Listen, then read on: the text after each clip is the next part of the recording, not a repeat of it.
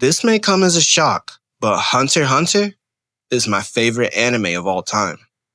And when I first watched Hunter x Hunter, it felt different. Anime at this time was crowded with battle shonen, each one louder and more predictable than the last. They all promised bigger fights, flashier powers, higher stakes. And then Hunter x Hunter came along. It didn't rush. It didn't follow the script. It slowed down. It lingered. It trusted you to breathe with it, to notice the small details, to let the weight of its world sink in.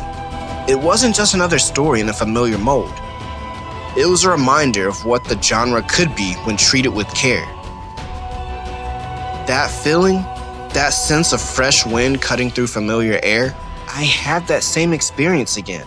Not while watching an anime, but while playing a video game.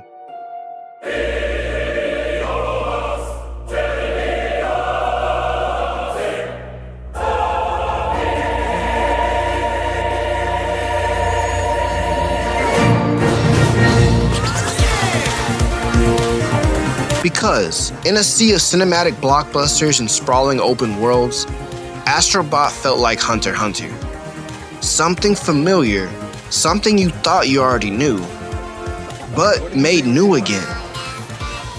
Astro's journey unfolds across 5 galaxies, each one a self-contained universe of invention. Levels aren't just checklists of obstacles, they're living spaces, playgrounds that invite you to stay, to search, to discover. 15 minutes can slip by in a single stage, not because you're rushing, but because you're wandering. 7 hidden robots call for rescue, puzzle pieces glimmer in hidden alcoves, and everywhere you look, there's some small surprise waiting to be uncovered. Then there are the gadgets. A rocket backpack that blasts you skyward, a monkey suit that has you gripping, trembling inch by inch up a cliff. A clear echo of Mario's cloud power-up reimagined as something entirely new, absorbing liquids to conjure platforms of honey, ice, or stone. Each mechanic introduced, used, and reused in ways that always feel playful, never repetitive. Even the asteroid challenges, the short, sharp bursts of precision, become tiny meditations. They cleanse the palate before you return to the grander stages, ready once again to be surprised. What makes these planets so unforgettable isn't just their color or scale. It's how alive they feel.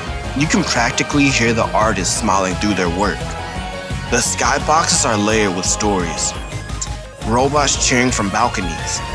Environmental details that imply civilizations beyond your reach. The physics of play itself become part of the level design. The way Astro jumps, the bounce of a springboard, the delay before a fan launches you into open air.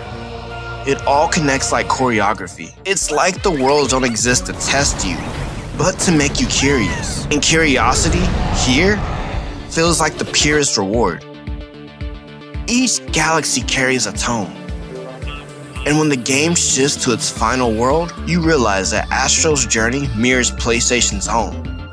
Small beginnings leading to infinite possibilities.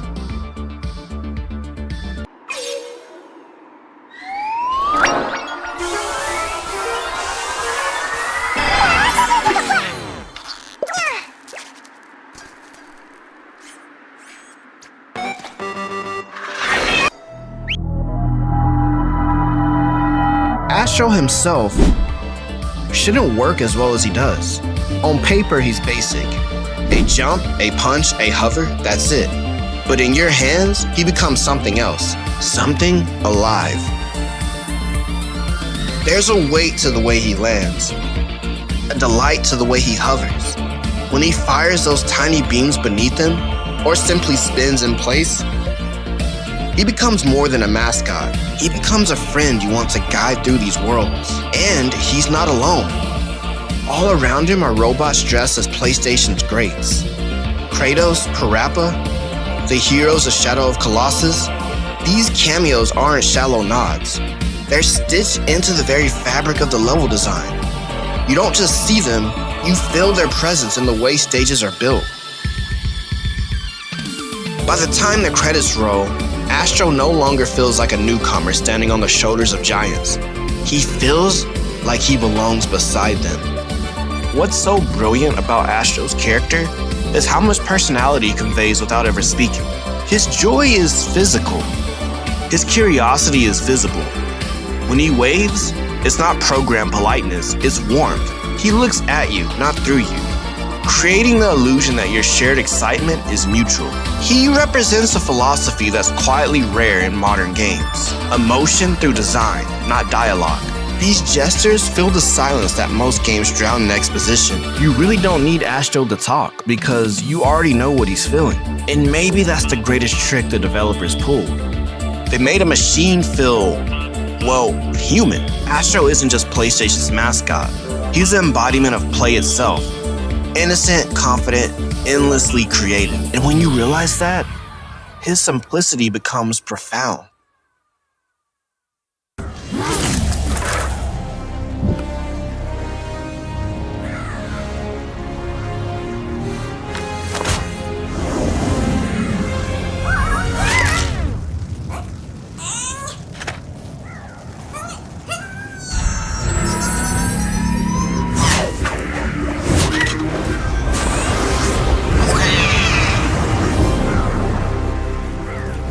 And then, there's the music.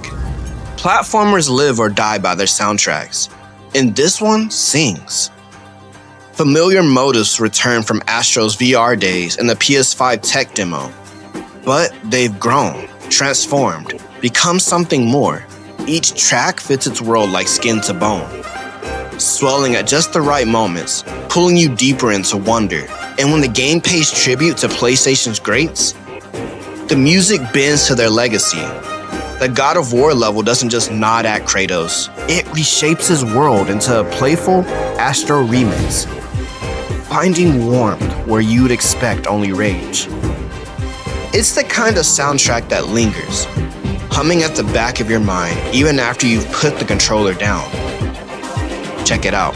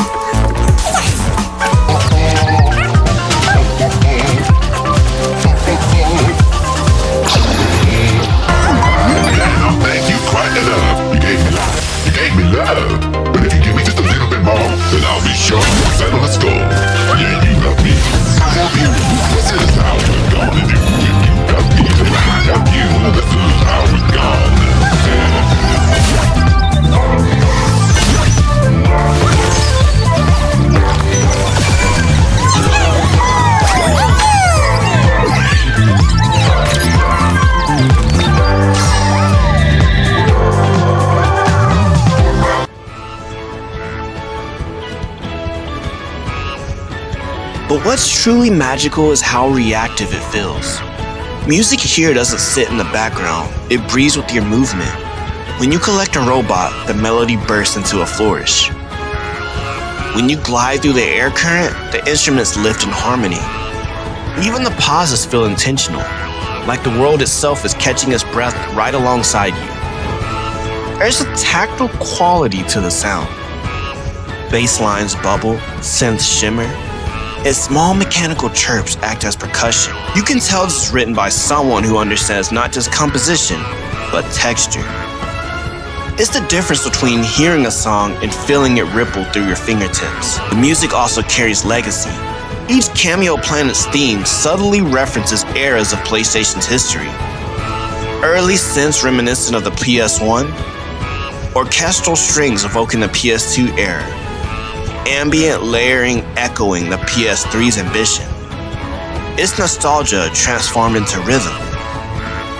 And then, at the game's end, when everything crescendos into that final orchestral swell, it doesn't feel like a victory march. It feels like gratitude.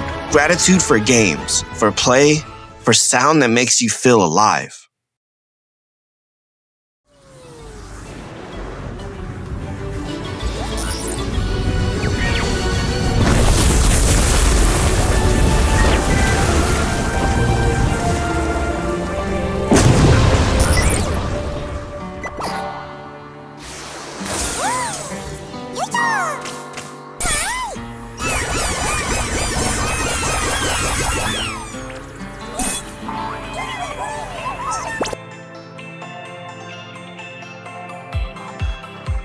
Here's the part that surprised me the most. I don't usually smile while playing video games. I play them stone-faced, analytical, sometimes detached. But with Astro, I smiled. Over and over. I couldn't help it. Sometimes it was a cameo, sometimes it was a boss fight. Sometimes it was just a feeling of jumping, punching, and hovering through a space that felt designed to make me happy. In a time when PlayStation often feels defined by cinematic story games, it's easy to forget the simple, joyful strangeness that built its identity. For years, many fans have felt abandoned, left behind. Astrobot changes that. It isn't a cynical nostalgia grab. It's a genuine reminder that those older fans are still seen, still valued, still part of PlayStation's soul. By the end, Astro doesn't just pay homage to PlayStation's giants. He leaps from their shoulders and lands beside them. And in that landing, I felt something I hadn't in years.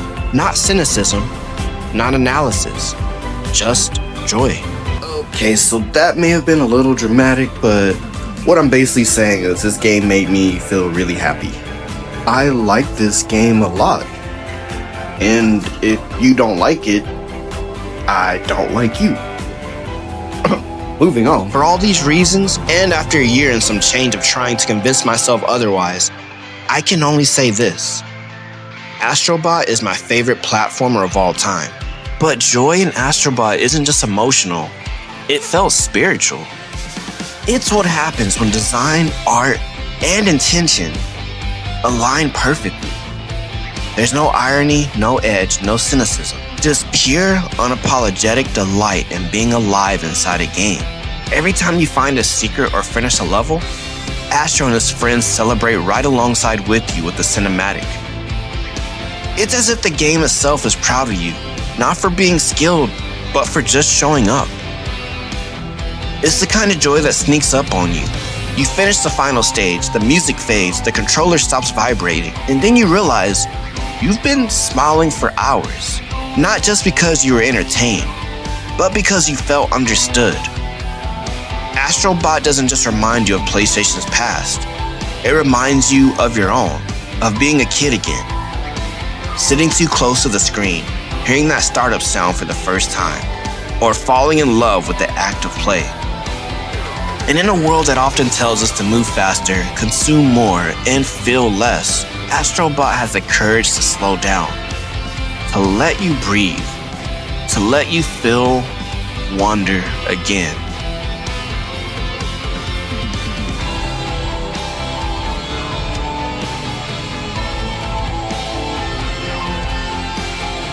And if you made it all the way to the end of the video, genuinely thank you.